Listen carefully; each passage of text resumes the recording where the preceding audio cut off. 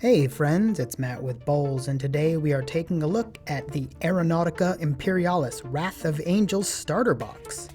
Aeronautica Imperialis is a tactical game of aerial combat set in the Warhammer 40,000 universe. Two players go head-to-head with a small squadron of scouts, fighters, and bombers. The Wrath of Angels box has everything you need to get playing, including Adeptus Astartes Zephon Interceptor and Storm Eagle squadrons, as well as Asuryani Nightwings and Phoenix Bomber squadrons. The Aeronautica Imperialis minis are all stunning with their level of detail, and the minis in the Wrath of Angels box are no exception. That said, assembling them can be a daunting task, but the end result is absolutely worth the effort. Each fighter type in Aeronautica Imperialis, of course, has a unique stat block and weapon options. List building is just as important here as with any other tabletop wargame to which you might be familiar. And beyond the weapon options for each fighter, there are also upgrades available for each faction. The game itself plays out over a number of turns, each player making a number of maneuvers for their fighters and attempting to shoot each other down. Each fighter is set on a click base, which tracks the fighter's speed and altitude, which is absolutely the defining feature of Aeronautica Imperialis. As well as position, speed, and maneuverability, each player also tracks the altitude of each of their fighters.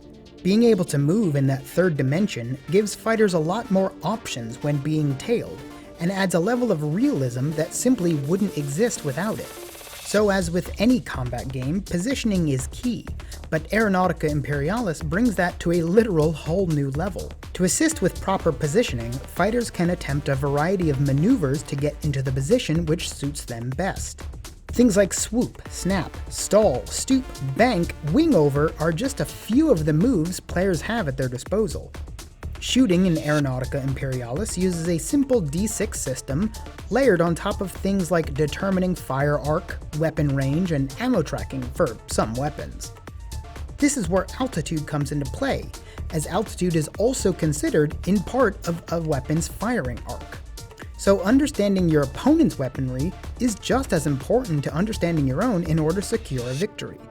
Beyond your standard aerial battles, players can enter into mission scenarios which give them a lot more defined objectives. Plus, additional optional rules like fighting at night or in bad weather add an additional level of danger to even the most typical of missions. The battle map provided in each box is double-sided and just about 30 inches square.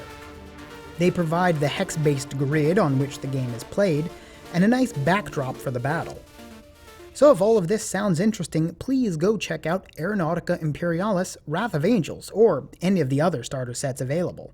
And thanks for watching.